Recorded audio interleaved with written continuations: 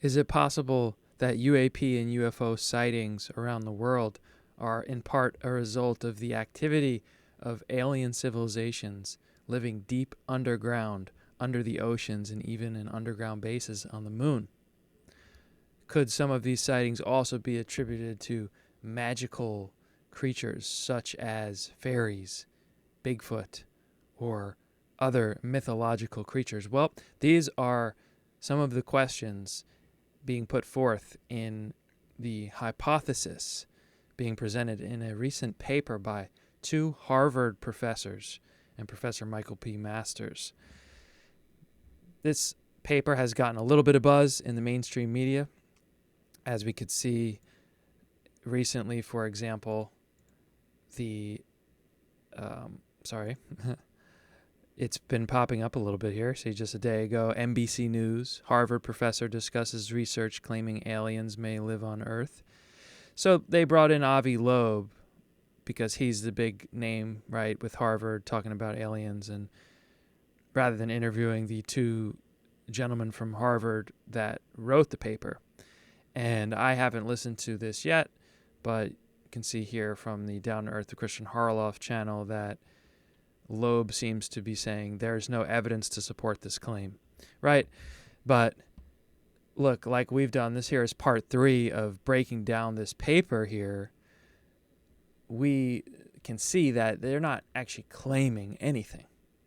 They're definitely not claiming that aliens are living among us on Earth.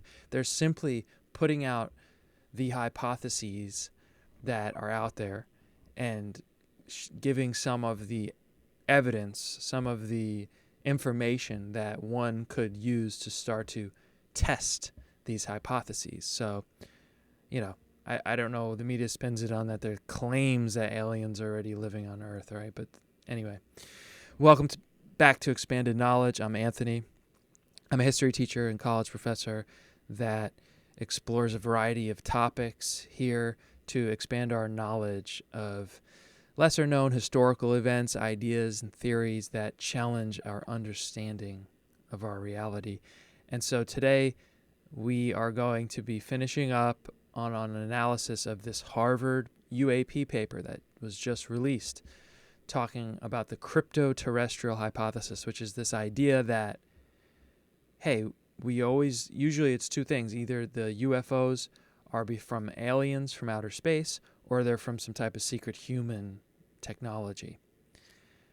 But what if they were from aliens that are here on Earth? And where could they be existing in this kind of clandestine way? And certainly when we think about the oceans and how 80% of them are unexplored, and how deep the oceans are and how viable it is to build underground bases under the ocean. This has been confirmed, for example, in the 1960s by military scientific technical reports that they were ready to go and to build these underground bases in the middle of the ocean, and that the only thing stopping them was finances, which wasn't even that much. So they probably have them out there, human ones. The question is, are there alien ones? And we're going to look at some of the information that they talk about here to support the possibility of that. And also, just regardless of the oceans, just underground, right? It's a very viable place that we have tons of underground bases already. The capabilities of burying them deep and making them huge and be able to have a whole city there is already something that we've achieved as humans. So a more advanced civilization that's at least more advanced to have this technology that the U.S. government and military has acknowledged as being recorded and witnessed, flying in our airspace, then we would think that they would be capable of this too. So let's get into it here. They talk about here Shambhala. And you may have heard of Shambhala. And actually, when you dive deeper into Shambhala, it becomes a little bit unclear if this is really something explicitly mentioned in Tibetan Buddhism, or if it's something that was sort of westernized. And there are some books that go into depth about this.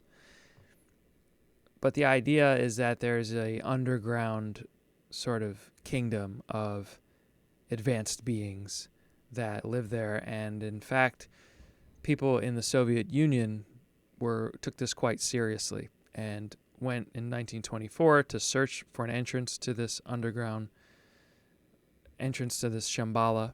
There's always been rumors that Hitler did this as well, although in my research I've never been able to pin down if that's an actual fact. And then from 1924 to 1928, there was someone named Nicholas Roerich and Helena Roerich. You may have heard of Roerich. And he is the one who is usually actually credited with popularizing and westernizing this concept of Shambhala. And actually, if I'm remembering correctly, Shambhala is really a creation of kind of the West's fascination with the East's mysticism in Buddhism and so forth, and is not really a doctrine of any of the Buddhist traditions. So, you hear this kind of lore that there's maybe some underground civilization out in the middle of, Tibet underneath the Himalayas and so forth. But I've yet to uncover anything that seems really compelling in that sense.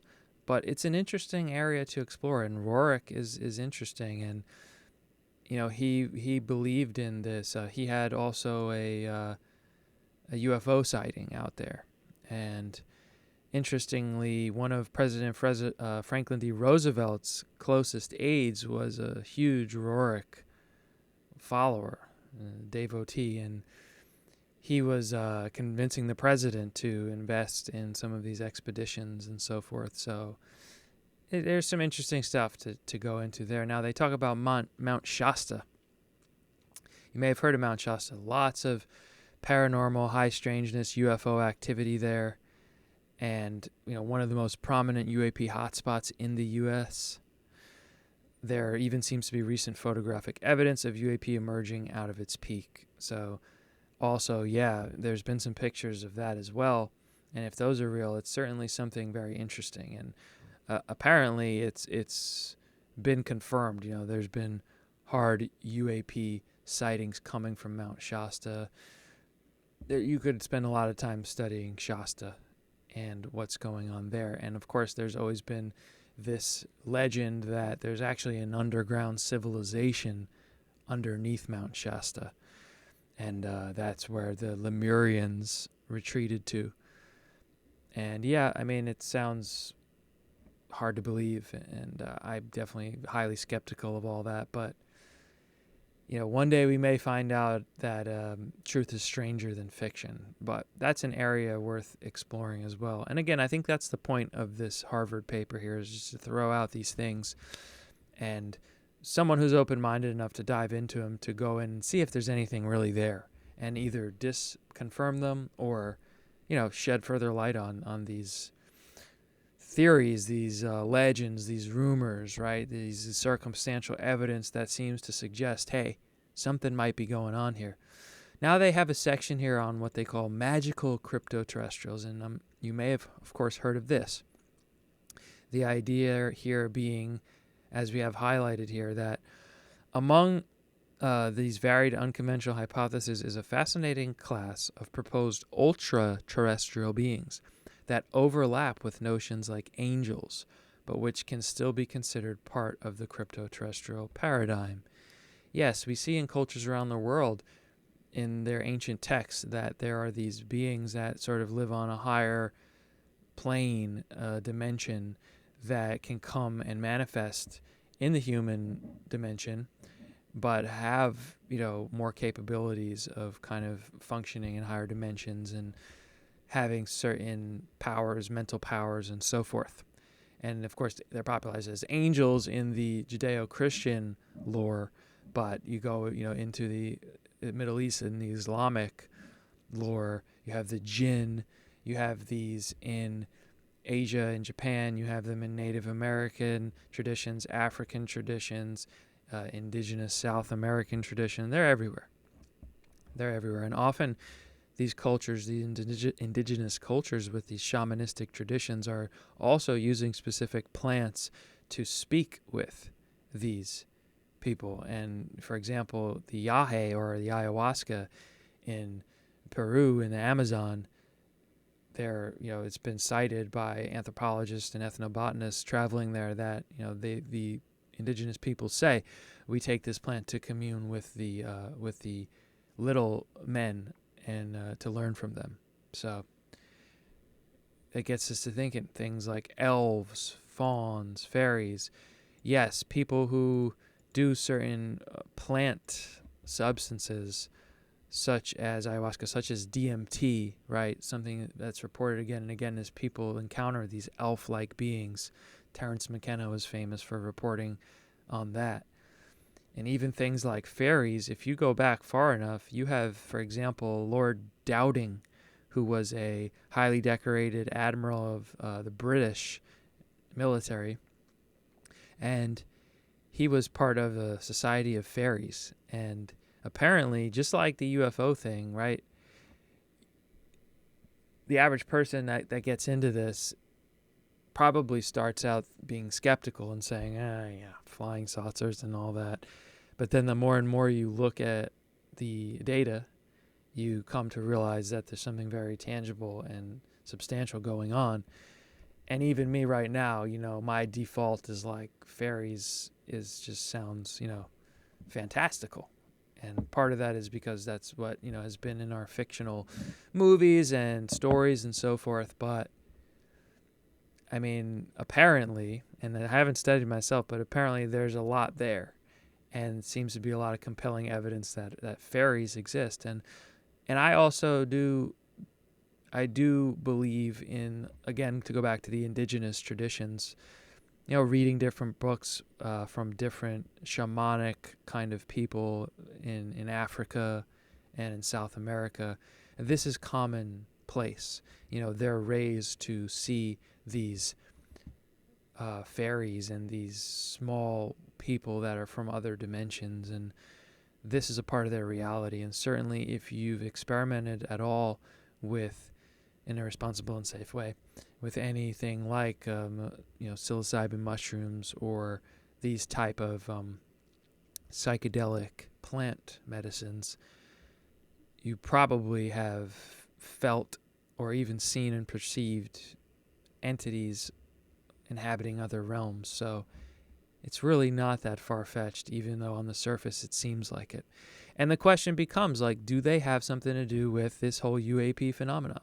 And of course, the kind of argument that's been attributed a lot to Jacques Vallée, for example, and even more recently, Diane Pasulka, is this idea that the phenomena, as it's called, the UFOs, maybe are manifesting in whatever form that there's something about our consciousness and they appear, instead of being, a flying angel with wings, it's a flying saucer. And, there may be something to that.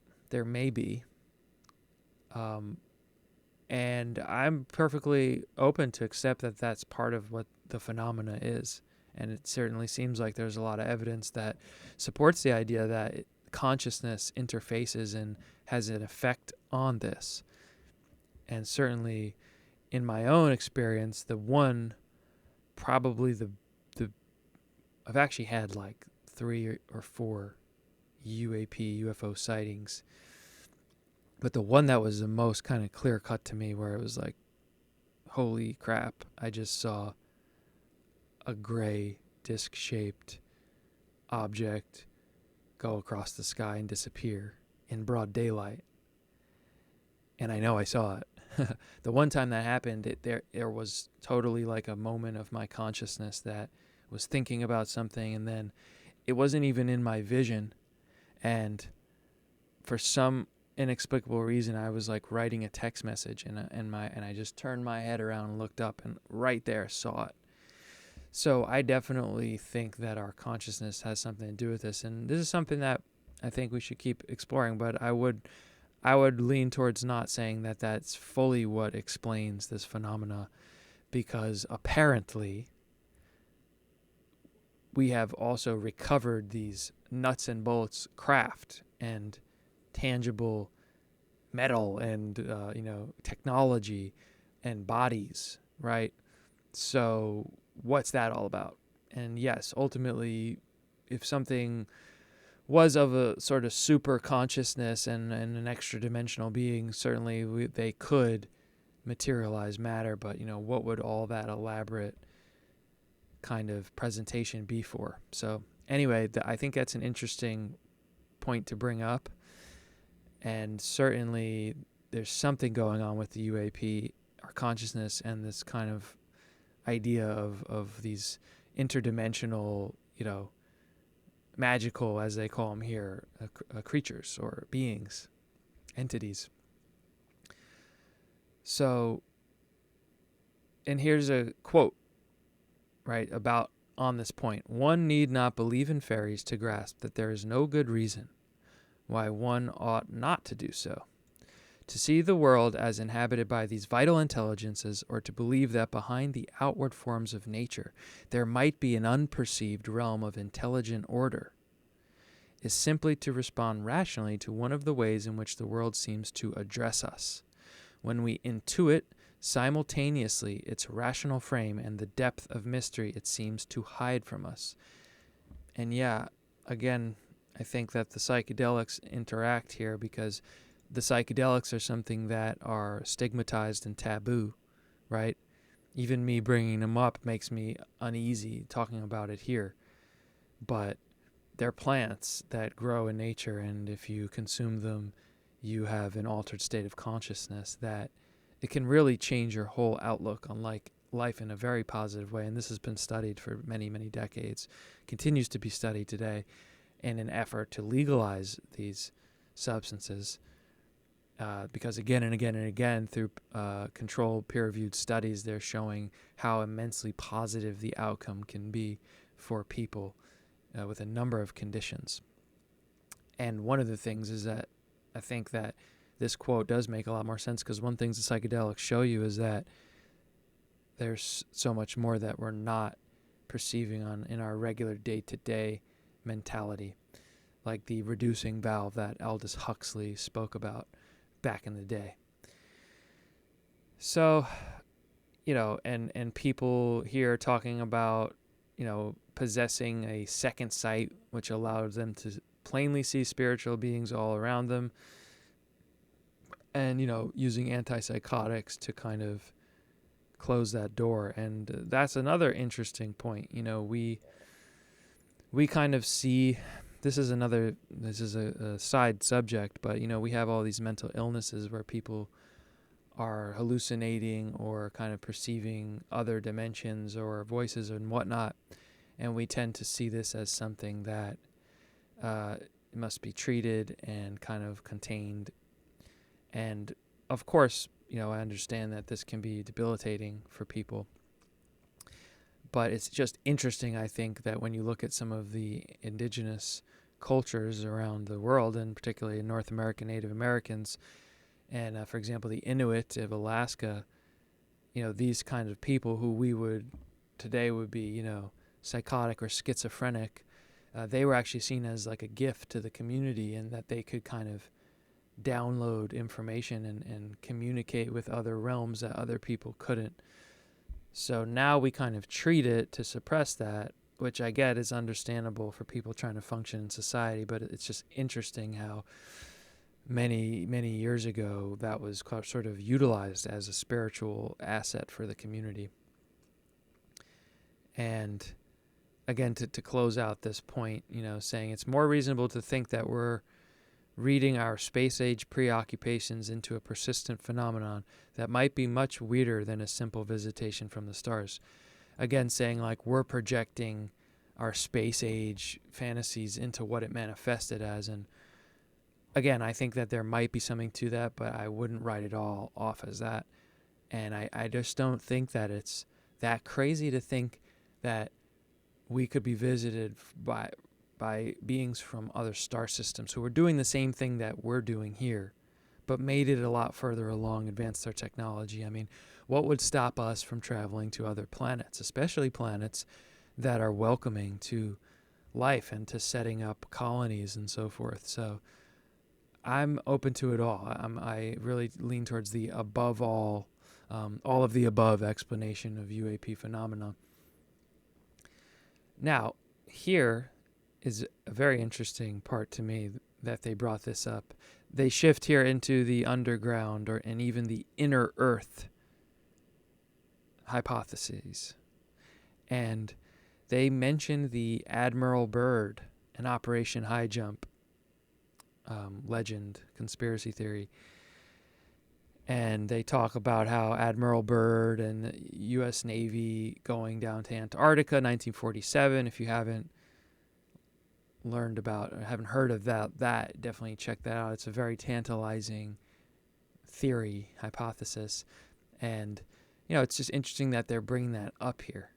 I also think it's interesting that, they're citing the Y files for their information.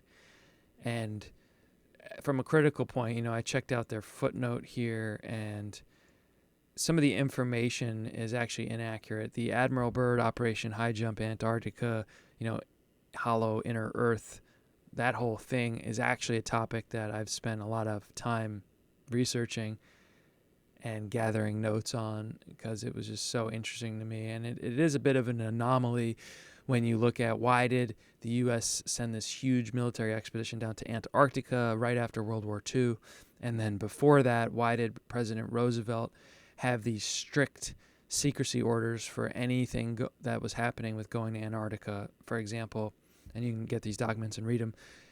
He ordered, literally anything that any crew member has, any diary, journal, photograph, everything must be turned over to the executive branch of the government, and we're not required to give it back to you. So it's kind of like why, when we're going down to what was being described as just a barren block of, frozen wasteland. So I have gone down that rabbit hole, and I know what's fact versus fiction. And my own study of the whole Admiral Byrd thing has led me to believe that it's most likely something that has been kind of made into a legend and embellished, and these sort of alleged facts being repeated over decades and into this kind of mythological lore about Admiral Byrd. I think it's mostly that, but I can't completely write it off. And also, and it's funny because that's what they kind of say here after it all. They say that we should not completely rule it out.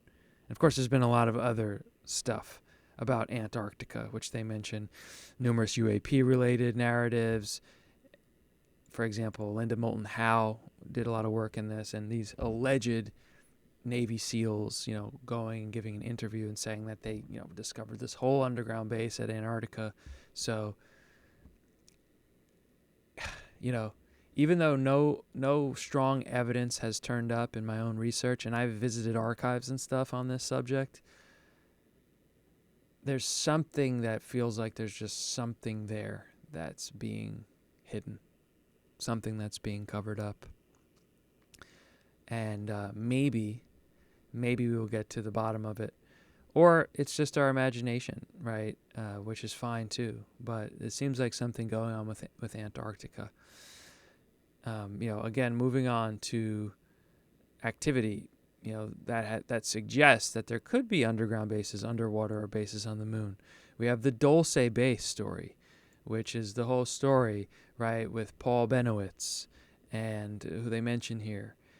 And then, of course, Phil Schneider, who claimed that he was tunneling out part of the Dulce Base, and there was a shoot-off with aliens, right? One of the most wild claims in the UFO field ever made. And then he mysteriously died, and apparently a body of evidence to show that he didn't commit suicide. And so that whole thing is like a big, big question mark. But again, and I'll refer you to, like I did in my last video, but bases, if you really want to start to, if you're kind of just open-minded, have a healthy amount of skepticism, but are intrigued by the possibilities of these things, this is a great book to read. Underground Bases and Tunnels, and my computer's so slow right now.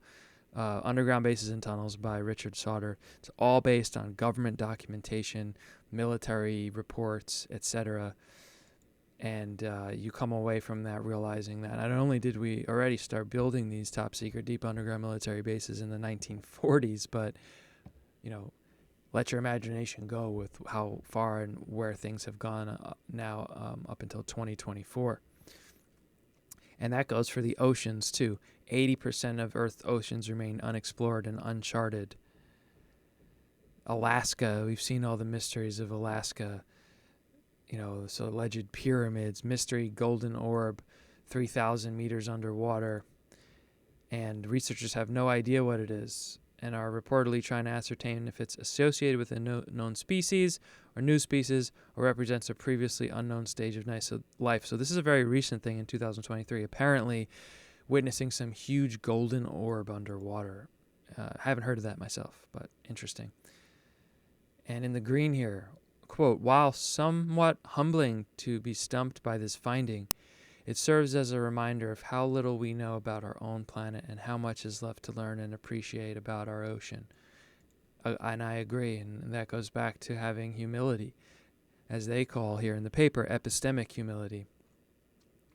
It has been argued that deep oceans would be an ideal place for an NHI to conceal their presence. Yes, of course, most of our planet is made of water, and all the people are living on the surface, so yeah, it would make sense if you had a reason to want to conceal your presence there, get into the oceans, right? Especially if your crafts can just dive from the air in the ocean like that and go deep underground.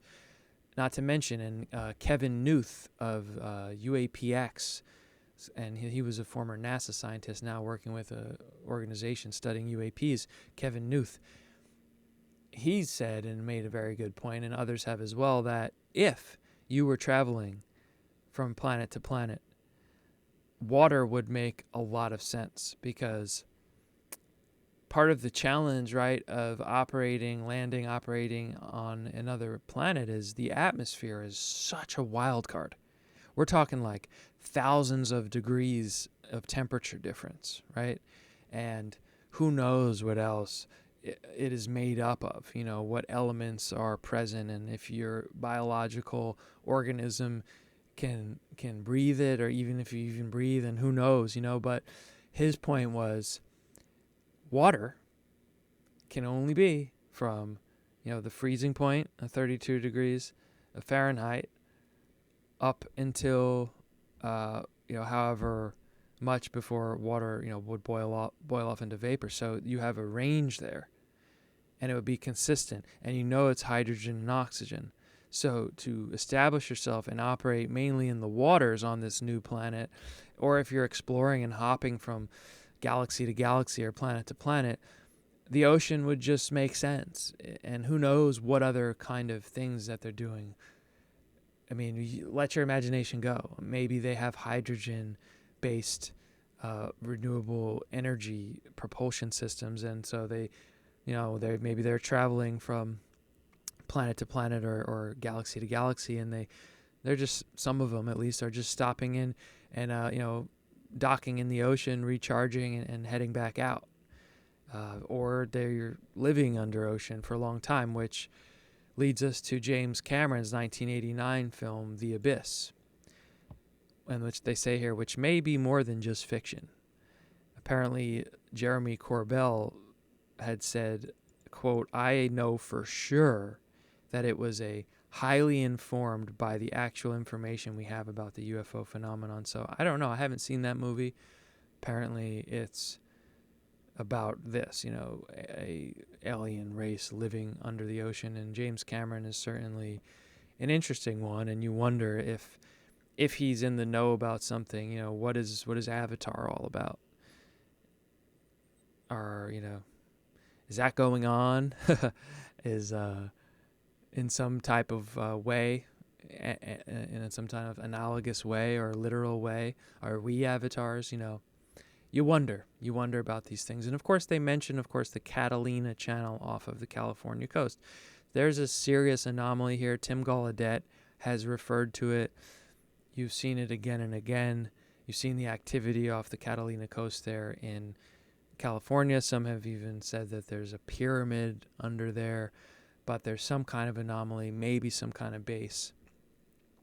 And it's assumed to be non-human intelligence. It's assumed to be an alien base, but I would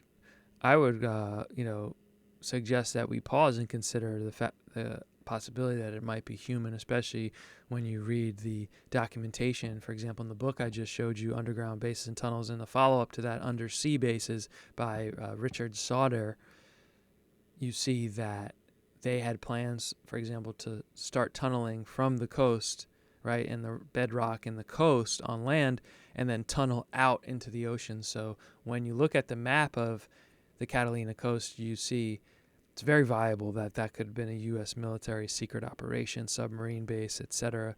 They were planning these as submarine bases as far back as the mid-'60s. So I wonder if that, and then, of course, and let's see if my computer's going to be super slow right now. I apologize. Map of U.S. You see that. Bear with me a moment here. Let's see if we can get this open. What I found interesting, and I've actually kind of drawn this out in one of my PowerPoints, just having fun, like thinking about this while I was reading the Underground Bases book. You basically have all of those sites of advanced aerospace technology like Lockheed Skunk Works and all of that in Southern California. And these are all of the private aerospace corporations that are alleged to be the ones that have their own UFOs, have been housing the crash retrieval reverse engineering programs. And, people are claiming that they have, some of these UFOs are human reversed engineered technology, alien reproduction vehicles, the Mark McCandish story, and all of that. And what I find interesting is that then you have this activity off the coast of this, and allegedly something that seems to be this anomaly and maybe some type of underwater base. And I wonder if it's not human operation, like connecting these different underground facilities that are creating human UFOs, maybe, and are kind of then having this network that goes out into the oceans, and who knows, maybe go out under the ocean for a long time. Again, this is just kind of having some fun speculating here, but Tim Gallaudet, and he's vocal about this, and he's spoken about that anomaly. He wants to go and study it. Again, Tim Gallaudet has said that authorities have communicated with NHI. He says, quote, "I think it's about time we do disclose that we are in contact with non-human intelligence." That's Tim Gallaudet, retired Rear Admiral, high-ranking, worked in the government, worked at the National Oceanic and Atmospheric Association. You may have heard of him. If not, go check him out. He was just, again, recently on the Ross Coulthart show. And you can see it, where is it? Right here. Right, 18 hours ago. Again, he's speaking out again. And he's saying some bold things, right? So, moving along here, as we get to the conclusion, we're going to end this on the moon, all right? Here they say, some observers suggest the moon itself is very strange, characterized, as recently noted by Avi Loeb in 2024, by numerous extraordinary coincidences regarding its size, behavior, and composition. As a result, some have speculated that the entire object may be an artificial NHI construction. All right, so again, to kind of echo what I've said in parts 1 and 2, I think this is great that you have Harvard professors publishing in an academically peer-reviewed journal the possibility, worth even mentioning, that the moon might be an artificial structure created by non-human intelligence. And again, the average person would hear this and just think that you've lost your mind. if you believe that there's any possibility to that. But, and the moon is another one of those topics that I'm drawn towards because there's some compelling stuff there. You can read this book, which they're referring to there, and this is like a good starting point. I don't think that these authors, did a comprehensive study, and this is like the answer to the whole question. But they do lay out for you the important science that when you read it and reflect on it, you realize that the moon is a massive anomaly that still has yet to be explained as to why and how it exists. How did it come into our orbit? The composition of it, the size of it, the alignment of it, all of these things. There are leading hypotheses in the scientific community, for example, the double whack theory, but these have been successfully challenged and brought into question, and as of yet, and right now in 2024, there's still not a explanation, a hypothesis about how the moon got to be where it is by natural processes that is satisfactory. This is still something being looked at. And then you hear all the stories, right? So you look at just the science. Someone like Avi Loeb is even saying it himself. Again, to repeat, Avi Loeb, Harvard astronomy, former chair of the astronomy department and Harvard professor, saying the coincidences regarding its size, behavior, and composition, right? It's very, very anomalous. And you wonder, right? Especially the fact that the moon stabilizes the oceans. It essentially, one of the things that they argue and highlight in the book here is that without the moon, we would have never had life here because there wouldn't have been the stability in the oceans and the atmosphere and so forth that would have allowed life to develop. So is it possible? Could we imagine a super advanced interplanetary civilization coming and saying, "Oh, this planet could work. We just need to give it an orbiting, moon." I mean, we make artificial everything now in our little world of our technology on this planet. If we advance thousands or millions of years, why can't we make an artificial moon that looks like a moon and maybe it has some underground or interior kind of operating mechanisms? You think of the Hollywood movie, you think of the Truman Show, and they were inside the moon. I mean, it's an interesting path to go down. And actually, there was even reputable scientists from Russia in the 70s, I believe, that actually went to length and wrote a peer-reviewed paper where they actually theorized and argued that the moon must be artificially created. So there's that whole thread that I find very interesting. At some point, I would like to devote my time to just that. But anyway, we look at the other things. There's apparent photographic evidence. While not confirmatory of NHI, does at least seem anomalous and hard to explain, which some have interpreted as lunar bases. Okay, and again, that goes. You can read about that in a book, again, that I mentioned in the last video about the Mars anomalies. Again, this was some of the reporting of Richard Hoagland, and my computer's going to freeze up, so I'll just have to say the book to you real quick. It's called Dark Mission, and that goes into the same thing. Now, admittedly, I thought the moon stuff was kind of vague in this book, but still kind of showed you that there were some legitimate anomalies that NASA tried to just ignore or suppress. The Mars coverage was a lot more concrete, in my opinion.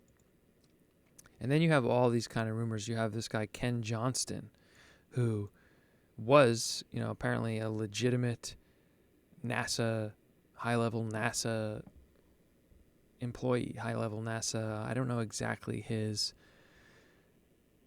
position, but he had some type of position where he was working on the space programs at a relatively high level in NASA. And, he's one that claims that they saw, he's said publicly before that the Apollo 11 astronauts saw other crafts on the moon, and that they, flipped to the medical channel that wasn't airing publicly and said, these things are huge, they're all over. Neil Armstrong denied that, although he has a whole box of UFO materials in his archives.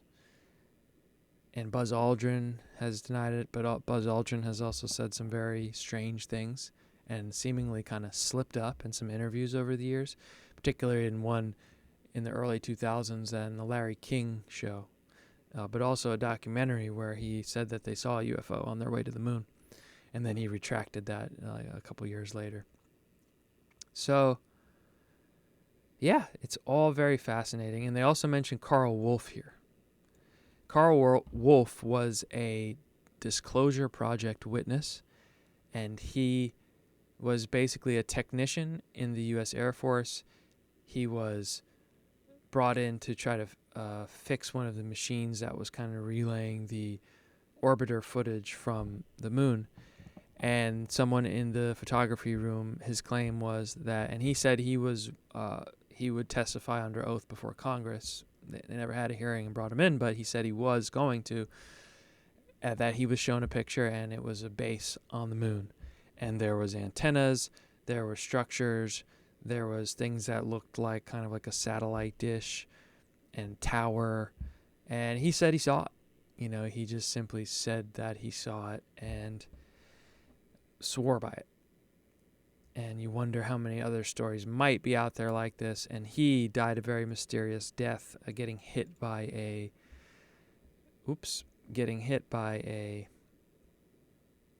sorry guys, what happened here?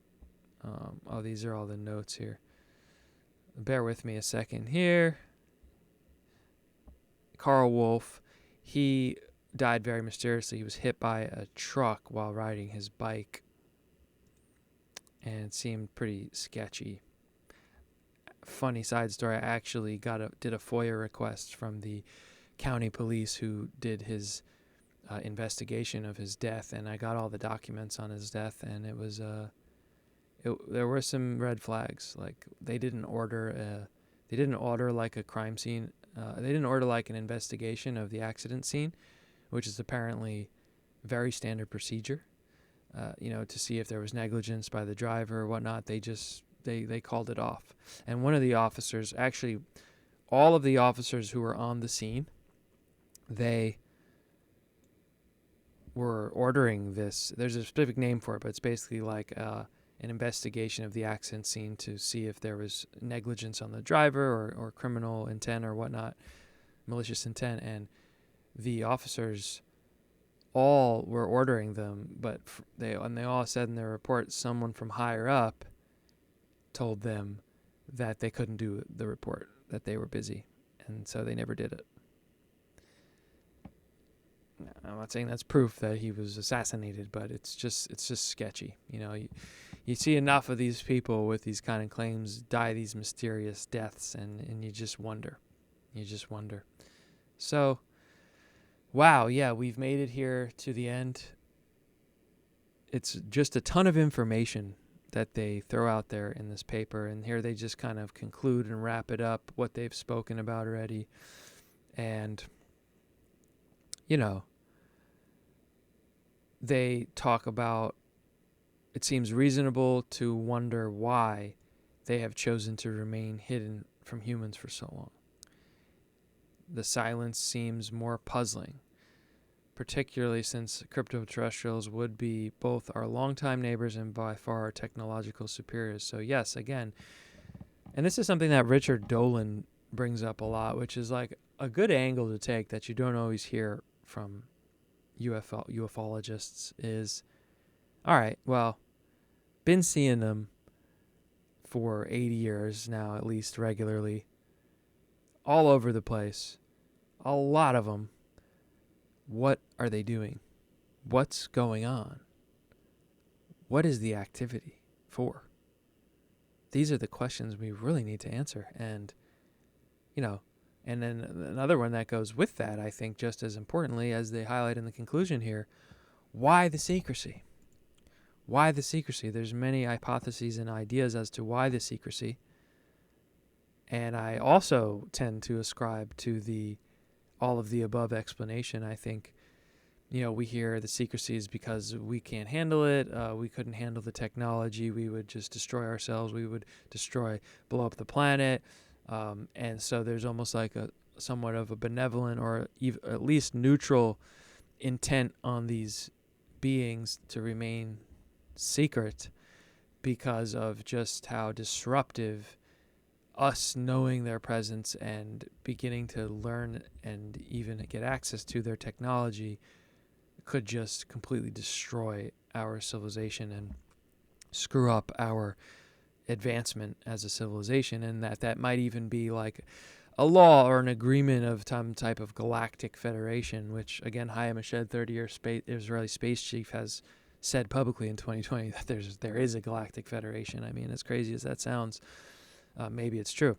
And so there's like this Star Trek based, the prime directive idea that like it's just a code, a law, like you don't interfere with other civilizations that are naturally developing on their own. And that may be why the secrecy is there. Some have argued with some interesting, compelling evidence that Star Trek and all of that was part of a program to, one, acclimate the public to real things that were being discovered at the time, and two, to make it so that anybody that was reporting any of this could just be written off as, oh, you're just copying the movies and the TV shows, and not believe them, which would have been very effective. So that's the question. Why the secrecy? And, also on a more malevolent side, is it because they're controlling us, manipulating us? Are we like an animal farm here? Are we, just cattle in a fenced-in, planet like we do to animals to use them for our own benefit, which the majority of the world doesn't think there's anything wrong with that. Do the aliens think the same thing? And we're just, they're so intelligent and that we're so primitive to them, just like we justify, slaughtering animals and basically imprisoning them and sticking them in cages and all that because we're more intelligent than them. So, why? Okay, maybe we're that to another type of being that, we may not even be able to perceive if they're capable of kind of, they don't even need to physically manifest, right? But I tend to think that there's probably a lot of different groups, just like human beings on Earth. There are groups that are harmful. There are groups that want to kill. There are groups that want to eliminate other types of people. They want to control. They want to suppress and imprison others and do cruel things. And then there's humans that want to just exist peacefully and are promoting things like love and, unity and all of that. So I would imagine that there's the same kind of spectrum in other intelligent life forms. So I think it's probably all going on. And I think what we're seeing right now with this push to disclosure is this ongoing outgrowth finally getting to a point where whatever forces want us to become aware in time are starting to kind of have started to penetrate and get there. And when and if we learn about this, and that there is for certain that we can know there really is a non-human intelligence, and there really is this technology that our world can just totally transform and hopefully be a much better world. But I think, as Hayam Eshed again has said in his public statements, apparently, allegedly, these non-human intelligence, these aliens, feel that we're not ready yet. And, look, we're still having major wars around the world and so forth. So maybe we're not. Maybe we need to get ready. But in any event, I think it's very interesting that Harvard did this paper. And as they say, to sum it up here, kind of to my point, there could be multiple hypotheses explaining this. They could be extraterrestrial. They could be cryptoterrestrial. And they talk about a recent article in Scientific American, which is usually very skeptical on this topic. They say, quote, "It's time to hear from social scientists about UFOs.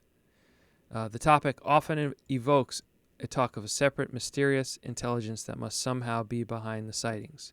We need scholars to figure out how to talk to a being with a non-human mind. But we should also examine our assumptions in thinking about and doing research on such intelligence. You think about the movie Arrival there, where they have social scientists learning how to communicate with this giant squid-like alien. Is that based on something? I don't know. What is it like to communicate? Most alleged experiencers say it's telepathic. I don't know. But this is all stuff that here in this paper by Harvard professors are putting out there to suggest that we need to investigate it. And as they say, scientific assumptions around UAP and NHI need to be constrained by epistemological limitations that are heavily anthropomorphized. In other words, meaning as we try to approach this scientifically, we can't be limited by thinking everything needs to fit within this human paradigm, because we're talking about something that's non-human. And as they finish it off here, quote, how to look for something we have no idea of? One possibility they suggest are sentient swarms, single organisms that operate in groups controlled by a hive mind. But they also note UAP may involve something else entirely. So lots more questions and answers, of course. But if you'd enjoyed this 3-part series here, analyzing, breaking down this Harvard paper, please let me know what your thoughts in the comment, and hit the like button, subscribe if you haven't already. I appreciate you. Thank you for watching, and I'll see you in the next one.